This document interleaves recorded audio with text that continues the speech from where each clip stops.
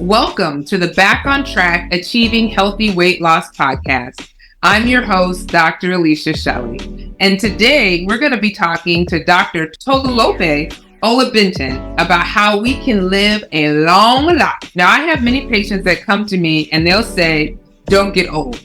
But I'm like, what's the alternative? The alternative is that. So, I say to myself, hey, if I could just live a long life and live it well, live it where I'm that 90-year-old who's in their right mind, who's walking around, who's just enjoying life, I feel like I've done well. So, and today we have Dr. Olabintin, who's going to be sharing more with us. Now, she is a board certified family medicine and lifestyle medicine physician.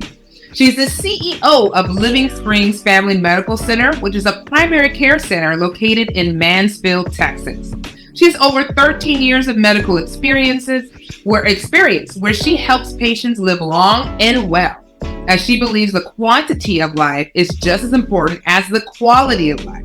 And she places emphasis on lifestyle changes that help patients thrive throughout life. So welcome to the podcast, Dr. Olabintin. So glad to have you. Thank you so much for having me. I love your energy. I love your vibe, and I love what you're about. So thank you. I'm honored to be here. Thank you. Well, before we continue, would you mind maybe sharing with us just a little bit more about yourself? Let's see. You already know I'm a life enthusiast. I'm also a foodie, which is sometimes kind of like a conundrum. Like, why really? Yeah. I enjoy a good meal. I enjoy traveling. I'm a wife. I'm a mother of two. I'm a Christian. My faith is a big part of what I do and who I am. And I find joy and I get a thrill just finding a way to make someone's quality of life, like just adding more sparkle to your day. And it fills my cup. So, yes. I totally feel that. When I have my patients, and like I've helped them lose weight and they come back and they're like, I feel so much better. Like I can walk better. Like I feel more energy. I'm like, yes. It's not even that I did anything. I just encourage them to do what they're doing, And so I totally understand where you're like, it fills me to see my patients thrive. When I had a lady, I have to say this, I had a lady in my office today and this whole year, 2023, she had been sick. Like she'd gone through so much in 2023.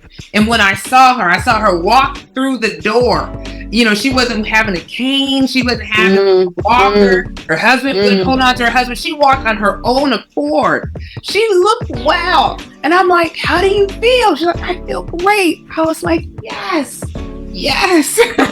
So I understand. Like it brings me joy too. Well, thinking of your patients and the people you've worked with throughout your experience, what challenges have you noticed that people face when it comes to just living a more healthier life? I think sometimes they think that either it's too late for them because they've made so many mistakes, or they think that they are doomed or destined to live out their family history. And sometimes the mindset shift, sometimes you're not taking the genes from your family, you're just picking up their habits. So as you start to see that you can actually live a better quality of life, no matter what stage you're in, then you're open to the idea of how. And of course, it takes time, it takes effort. But I think the biggest challenge is sometimes, that's not for me, or that's not in my genes, quote unquote. But that's not necessarily true. And I think that's the biggest challenge. So once you open your mind to, you have a say in that, you have a big say, then the possibilities are almost endless. Yes. Yeah, that is so true. Sometimes I do find our mind is like our biggest enemy because we have these thoughts that are just kind of like, or like, well, it runs in the family. There's nothing I can do. When they're right. There is something we can do. You can help prevent this. It doesn't have to be your story. Yes. I'm sorry, I just go on a tangent, but I remember I've had clients in the past where, we tell them that they developed diabetes, but there are ways we can treat it naturally. There's ways that we can do things to kind of change our lifestyle. It doesn't have to be like your grandfather who was on insulin and had their feet chopped off. You don't have to think that. But in their mind, that's where they go, and they go into this place of denial and then don't do anything. So can you share with us some tips on how someone can live a more healthier life? All right. I'm going to share a few, and you can let me know when you're to stop, because I can keep going on and on. I may stop you just to get more information, but yeah, keep going. Okay, that works. So number one, I tell people move. I don't call it exercise because exercise makes it sound like work. And I'll be honest with you, if you're trying to get me to do more work right now, I don't want to be your friend. So just move, make it fun. Make it fun. Think of something like if you had to do this for the rest of your life, what would you do with the least resistance? Dancing is an option, or the prayer walk, or calling a friend who you really like to yap with and can really yap for a long time. And you do it like batch it with things that you enjoy. So it's not a task. It's something you're actually quite enjoying. You know, I tell people, hey, I know you want your living room to look fancy. I used to be one of those people. I want my living room to look all Porsche and whatever. Now I got my Peloton right in front of the like it's there as part of the furniture now. So I'm listening to music, I'm talking to the kids, I'm interacting, and I'm doing the same thing too. So movement is very important. If you want to stay moving, you got to start moving. So that's number one. So true. I just want to say one thing. That is so true. When you see people who are like in their 80s, I'll be honest with you, I was doing a triathlon. The man who passed me was 81 because they have to write your name. You have to write your age on your cap. So I was like, whoa, I don't know how I feel about this. But the fact that he was still moving, you know, he was still doing it. And he was doing it fast. So like you said, you gotta keep moving. You gotta keep moving. You know, I was going to add this. I had a patient who actually, I remembered her when you said that. She started running in her 60s. She was never a runner, not the exercise stat. And she started running in her 60s. Let that encourage you. You know what I mean? Yeah. Because a lot of people are like, oh, my knees, my back, I can't move. I have to sit still. But that makes the stiffness worse. You got to keep pushing, like she said. So what was yes, ma'am. So that's tip number one. So move two. Number one. Yeah, what's tip number two? All right, tip number two. I want you to eat more fruits and vegetables. The more naked, the better.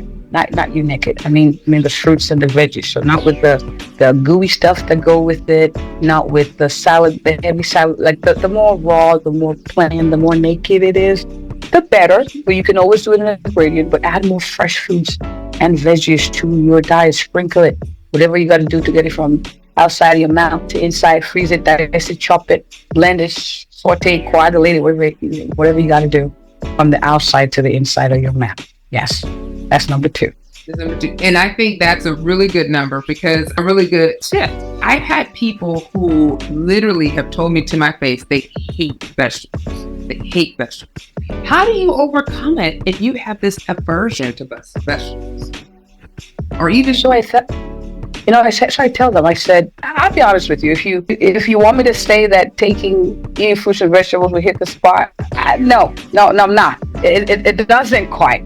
But I tell them, what other inconvenient things are you doing to maintain a level of living that you enjoy? For instance, as much as you don't like going to work, you go because you know you got to get paid. As much as sometimes you want to just walk around the nude, you don't go out in the nude because you understand the implications of that. Those are inconveniences you're already doing. So adding this, opening your mind to the idea of this is why I am doing it, because you're going to work, you're trying to put money away for a future that you anticipate. Well, to live, to enjoy that future, you got to put away some healthy habit. You want to add that, you want to invest it, and one of it is doing this. And so we find ways to kind of hide it in things you enjoy already. You know what I mean? Like the little, what is it called? The bluebell ice cream. Put some chia seeds, put some raspberry, some blueberry. You just mix it up in there, and there you go. You got a serving.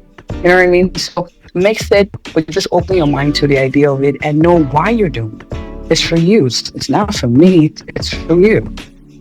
That's a good point. So have a good reason why you're doing it. Like, I want to be healthy. I want to live longer. So I'm going to eat some vegetables. And sometimes I find that how we make stuff may not, like, for example, I never liked kale at all. Never liked it.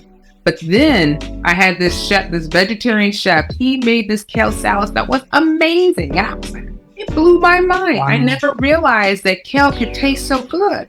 And then I started eating more kale and adding whatever he did. I was like, teach me your recipe. So sometimes it's just finding the recipe that works for you. And you may be like, this is it. This is the bomb.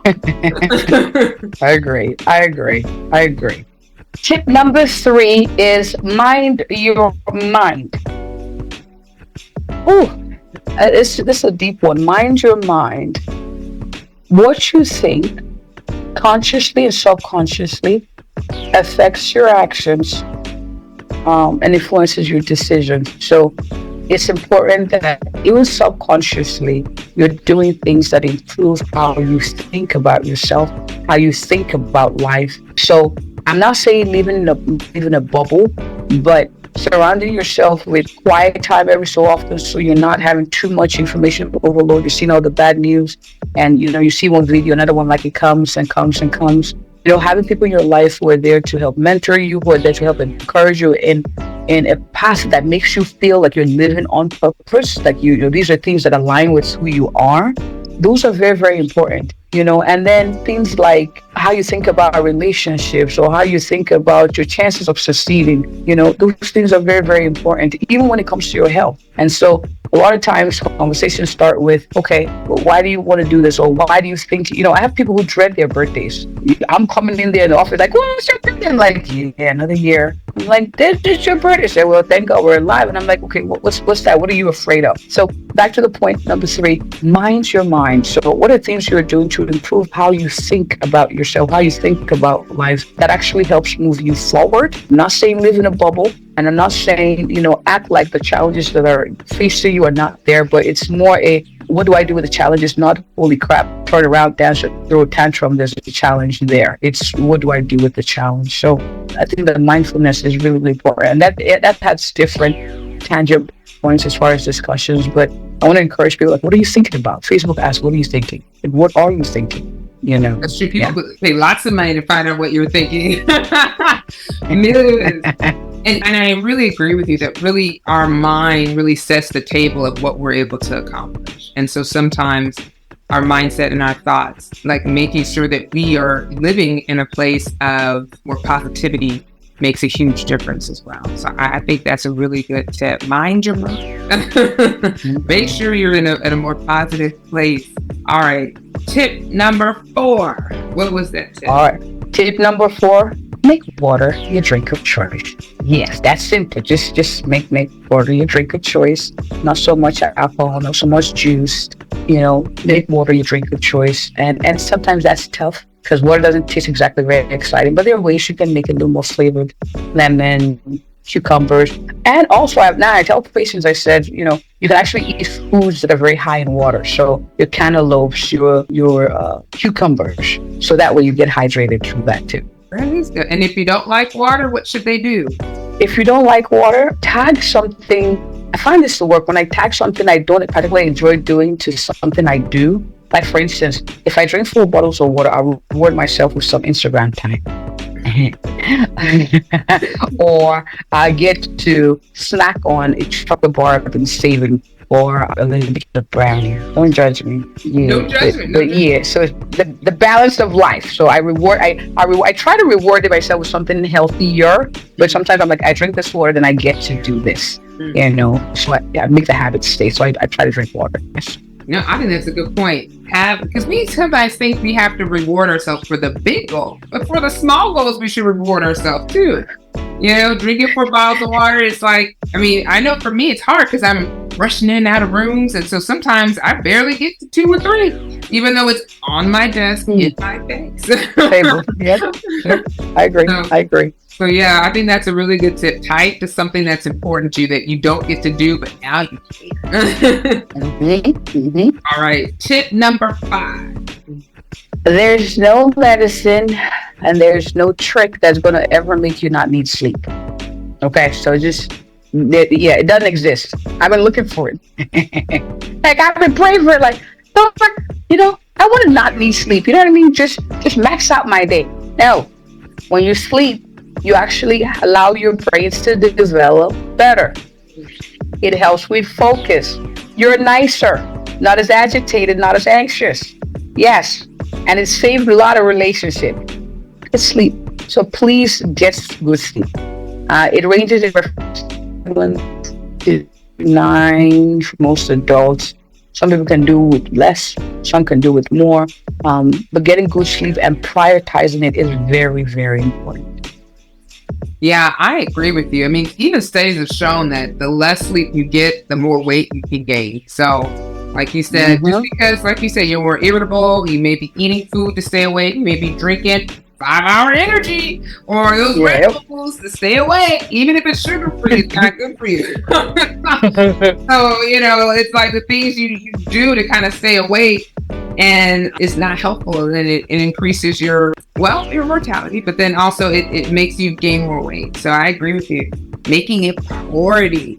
And one tip somebody told me is that, to go, if you have a certain bedtime, you need to start like an hour before that to getting your body ready so that you can, down low, take your shower, sit in the bed so that you can actually be in bed by the time you're trying and sleep by the time you're trying to go to bed. So start at least an hour early. That's right. Yeah. And then I think we have tip number 6. All right, tip number 6 is like an interplay of two things: self-care, and that's active self-care. It's not, I define self-care as something that you do that improves you spirit, soul, and body. And so self-care may not be things you particularly like. So I've reconciled that fact. So self-care. And when I say active self-care, it's not when I'm done work, I would take care of myself. It's when I'm at work, what are things that I can do to help myself, thrive? I go to the bathroom to pee and not hold my urine. The 2, 3 minutes, 4 minutes is going to take me to do that will not break the back. Or I'm going to look out the window and take deep breaths. Or when I'm listening, like for instance, when I'm listening to my patients and tell them to take a deep breath, I'm also doing the same thing too. I'm trying to practice that so that I'm already batching it with what, and then, taking steps throughout the day so I make sure, my limbs are moving well and I'm exercising while I'm moving. And then I have my water bottle where I can see it, and I pack my lunch. So it's active self-care, not just I'm going to defer that for a time and a place, but it's throughout the day, especially at the workplace, because we spend a lot of our lives, ironically, sadly, where we work. I know it is what it is. We're at work. You can't avoid it. So that is good. So we have our 6 tips. Number 1, move. Number 2, eat fruits and veggies. Number 3, mind your mind. Number 4, place water as your drink of choice. Number 5, there's no medicine or trick that makes it that you do not need sleep. So go to bed, get more rest. And then number 6, make sure that you have self-care and active self-care where you're actually proactive and planning what you're doing to help with your self-care during the week while you're at work, which is important. So you should be doing self-care on a daily basis, not just like, That's right. On the weekend. So making sure that you improve that. Well, these have been great tips. Any last advice you have for the audience today? Your life is precious. Your life is beautiful, and your life makes the world a better place. So prioritize taking care of it, spirit, soul, and body. It's not going to happen naturally or subconsciously. It takes effort. So I want to encourage you to make that the priority in the new year. Yes. I love it. Make it a priority in the new year. Before we finish, would you mind maybe sharing how someone can work with you if they're in the Mansfield, Texas area? All right. So you can actually find me on our website, www.livingspringmedicals.com. You can find me on Facebook, Dr. Ola Benton, on Instagram, on TikTok, on LinkedIn, on Threads. What's the other one? Yes, on the social media. Just put my name in there, Dr. Ola Benton. I also have a YouTube channel with Living Spring Medicals. So you can reach out to me there. On my website, there's an email that actually goes directly to me. Well, thank you so much again for joining us on the Back on Track Achieving Healthy Weight Loss. If you all like this episode, please share it with others, like it, and subscribe. And don't forget to leave a 5-star review. Well, I look forward to seeing you all next time. Have a good day.